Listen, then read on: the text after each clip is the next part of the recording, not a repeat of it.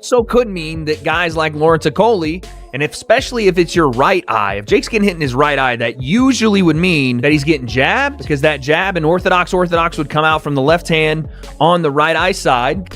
And that experience would have been somewhat of a dawn of realization upon Jake Paul that this is actually happening now. So to an extent, I'll be honest, I actually feel sorry. Reports suggest that Jake Paul was dropped during a sparring session with a heavyweight partner as he prepared for his bout against Anthony Joshua. Paul later disclosed that he suffered a bruised and swollen eye, explaining that the injury occurred while working rounds with Lawrence Okoli in training. Keep it going. Way too long.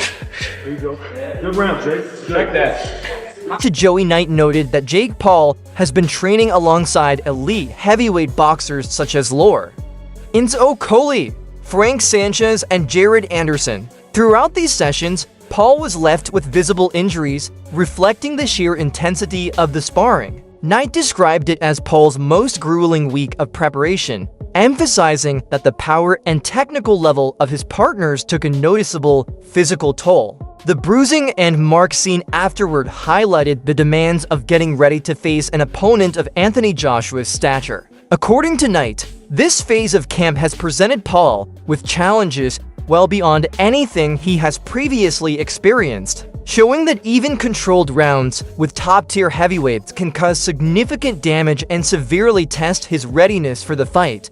Ranked Lawrence Okoli. That is who Jake Paul has been sparring with over these past few weeks. In trouble finding Hussein Mohammed early on. And a lot of you guys will know this because Jake Paul showed the bruises and marks on his face and said that it was Lawrence Okoli that had done that. And faces don't necessarily tell you how a spar went. Some guy can have blood all over him, he can have a busted up nose, but he still won the rounds in sparring. But I can only imagine that this week has been a very, very humbling experience for Jake Paul. In fact, the past few weeks will have been eye-opening for Jake Paul. A past few weeks where he has sparred the likes of Lawrence Okoli, of Jared Anderson, and of Frank Sanchez as well. And being that I have seen Jake Paul go life and death with Tommy Fury, you can guarantee you that Okoli, that Anderson, and that Frank Sanchez have basically manhandled Jake Paul in there. And that experience would have been somewhat of a dawn of realization upon Jake Paul that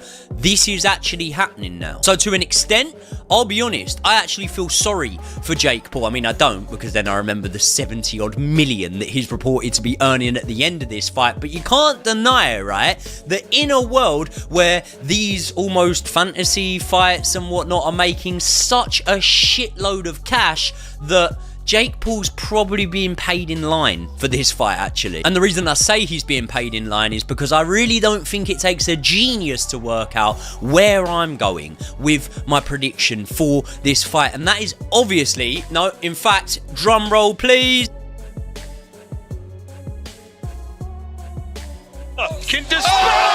AJ via knockout, obviously, technical knockout. Jake Paul's choice to bring elite heavyweights into his sparring rotation has triggered intense scrutiny from both analysts and fans. While Paul has built his profile by facing high-visibility opponents, his preparation for a bout with Anthony Joshua has underscored just how steep this test truly is. Recent training footage shows Paul absorbing significant power from heavyweight partners, revealing technical and defensive gaps that were not evident in his earlier fights. Wade, a well-regarded boxing analyst, has suggested these sessions expose a major vulnerability, noting reports that Paul was dropped during practice and appeared unable to consistently manage the raw strength and punching power of seasoned heavyweights. This has fueled broader questions about whether Paul's confidence is matched by genuine readiness to confront a former heavyweight champion of Joshua's caliber. Question is, which one of those two things is happening? And question is, how is it going down? Because what we know about Anthony Joshua is that he has a nasty lead hook, and he's going to have a reach advantage on Jake, just like Lawrence Okoli does in the gym, which is why Jake has brought him in. So that jab's going to be effective. That lead hand of AJ is going to be effective. How does Jake maneuver around that? And again, you can look at this a couple of ways. One, okay, okay, you get hit with it in camp, so you don't get hit with it in the fight, which is why you bring these heavyweights in. It's why you bring Jared Anderson, Lawrence Okolie, Frank Sanchez in. Or two, there's a massive flaw in what Jake's doing, that he's continually getting hit with this, and the indication that he's getting hit by Okolie means he's going to get hit the same way with Anthony Joshua. I tend to believe a little bit of both, right? You do this so that it doesn't happen, but also how much can Jake really learn and to avoid something that's coming out with the jab or with the lead hook, or just, again, the distance control and the range of a guy like Okolie and a guy like AJ. Footage from Paul's sparring sessions suggests he has been repeatedly caught on the chin by heavyweight partners, leaving visible marks and highlighting the physical toll of these rounds. Training against fighters like Lawrence Okolie represents a level of intensity far beyond anything Paul has previously faced. Observers point out that the mix of size, power, and technical skill among these heavyweights is exposing gaps in Paul's defensive structure and testing his durability in ways not seen before. 4'6", he isn't 250 pounds. He's not a natural heavyweight. And you could say that's an advantage to Jake. He's going to be able to move around a little bit. Again, we'll talk about his feet in a second. But it's more, to me, the fact that what we're not seeing is the biggest weakness of Jake's, on top of the fact that he's gotten an eye smashed up in sparring. They said Frank Sanchez made his nose look like a crescent moon. We'll get to that in a second. Lawrence Okolie is giving him a freaking shiner in sparring. So again, you could say that's great work from Jake to be able to have these high-level guys come in, but you also have to admit that he's getting hit, and he's getting hit a lot by guys that aren't Anthony Joshua in terms of their skill and ability, or at least not at the highest level that AJ has been to. So, but we brought in world champion heavyweight sparring partners, guys who are 270 pounds, 250 pounds, sparring them, has been insane. I still got the remnants of I see you taking a little shot there. I like that you're taking those shots. 5 Castillo, a respected analyst, put it bluntly, arguing that stepping into the ring with Anthony Joshua would be a punishing reality for Paul. He suggested that even with intense heavyweight sparring, Paul's chances of enduring Joshua's knockout power remain extremely slim. According to Castillo, simply lasting 3 rounds against Joshua would already constitute a notable achievement. The implication is unmistakable. While training with heavyweights can offer valuable exposure, it cannot truly replicate the sustained pressure, technical precision, and raw power of a former elite champion. The gulf between influencer boxing, carefully curated matchups, and the demands of a world-class heavyweight contest remains immense. A mental victory, because I'll be real, I think everybody's expecting AJ to come there and blast them out in 1 round. But I think a moral victory would be if Jake just lands 1 stun punch on him. That'd be good enough for him. But kudos to Jake Paul for even doing this, because honestly speaking, I'm not gonna lie to you, one of the greatest moments that I've witnessed in boxing history, and I know Jake Paul is obviously an influencer, and I'm a boxing fan. I love boxing.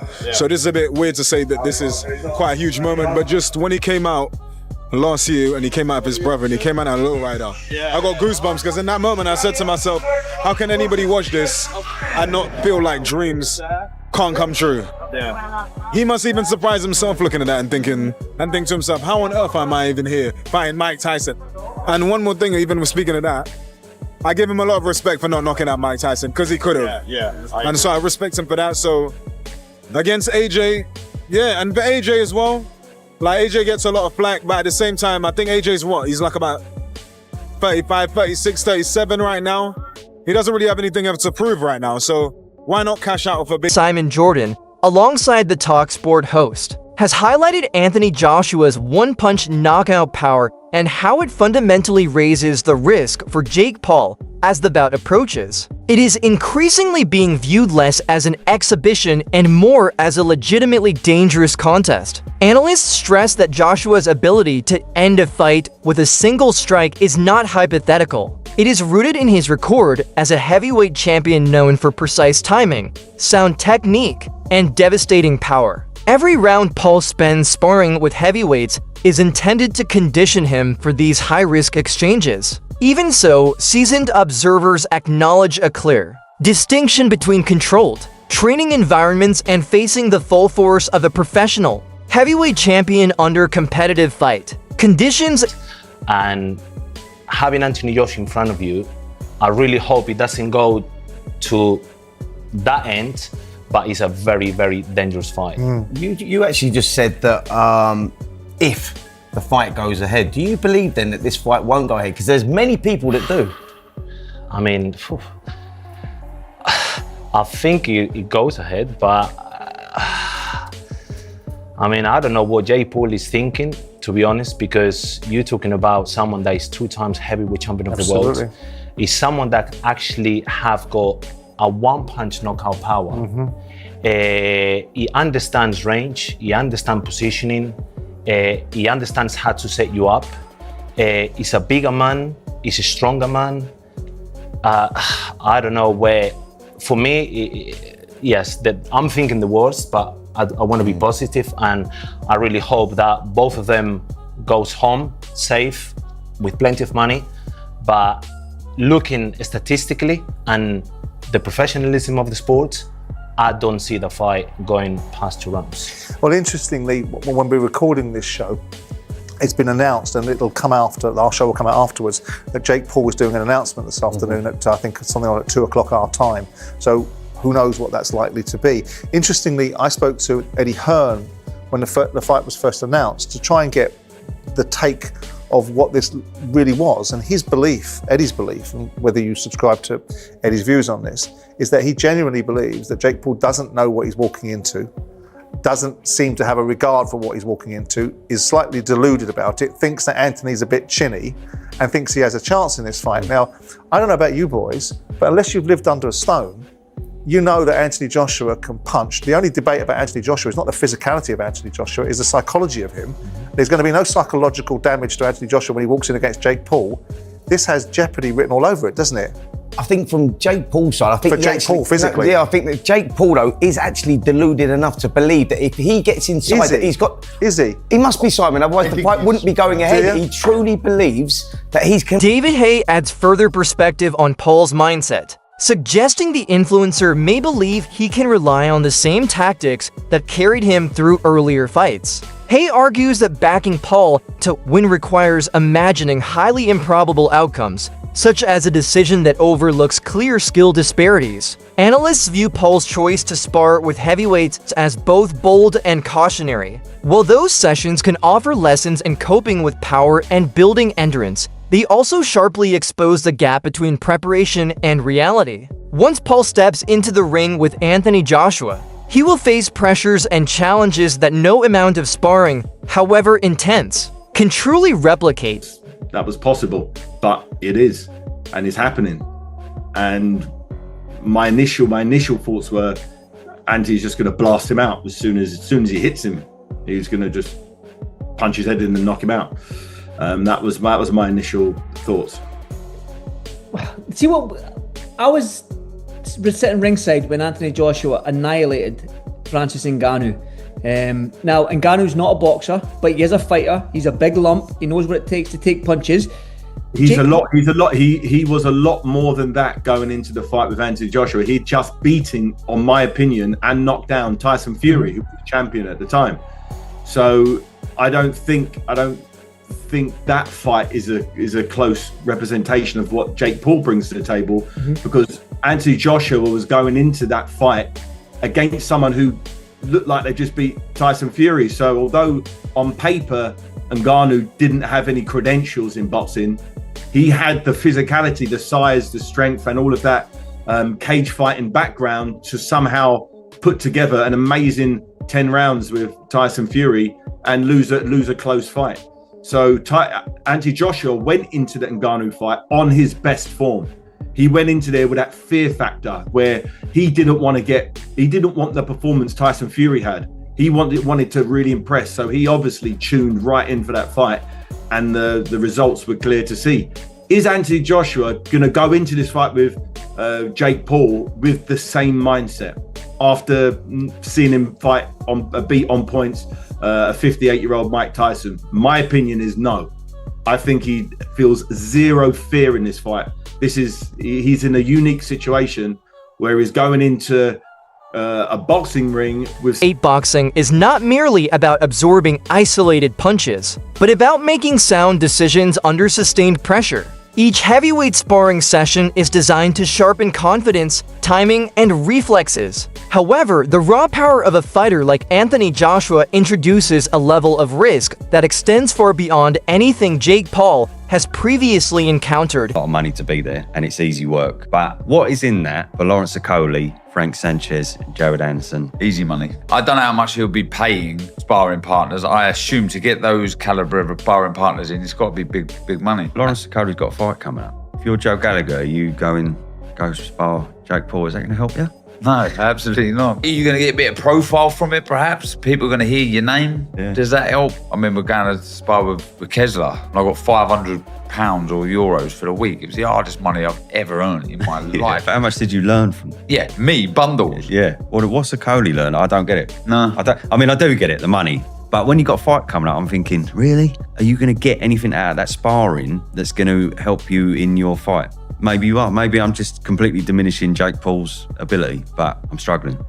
I really am. Fair play to Jake Paul. I mean... And you're right, there's a bit of a conflict there because Joshua used to manage him. Yeah, it was through 258, right? Yeah. But surely they're smashing him to pieces.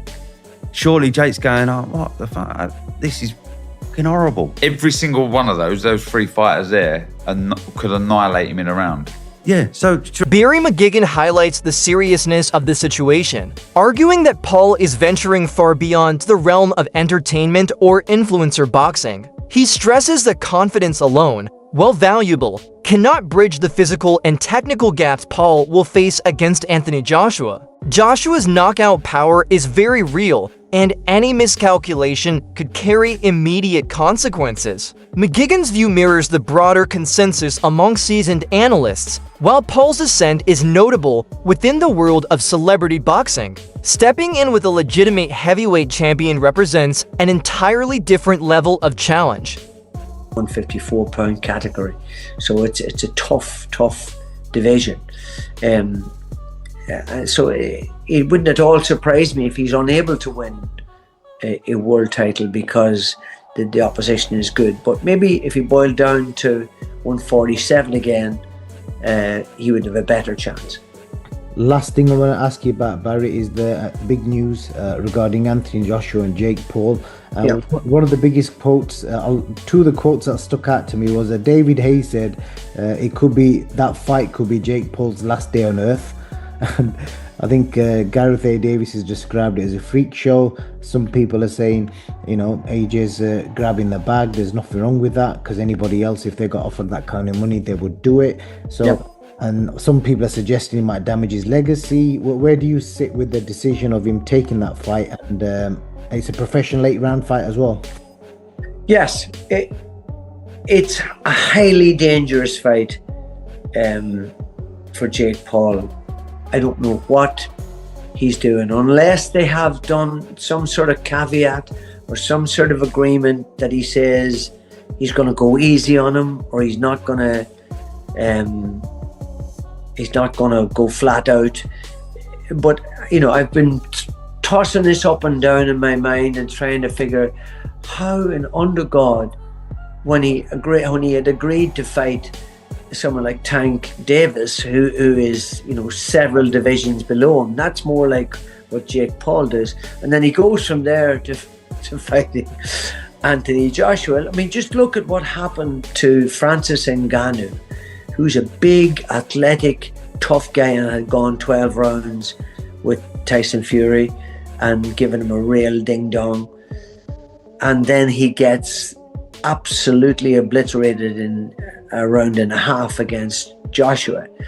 That shows you, despite the fact that he's been knocked out since by Daniel Dubois, who could knock out anybody, by the way, in any weight division or in any era of the heavyweight division. He's such a powerful guy. He could knock anybody out if he hits them properly. But it just seems utter madness. That's it for today's video. Stay tuned until next time.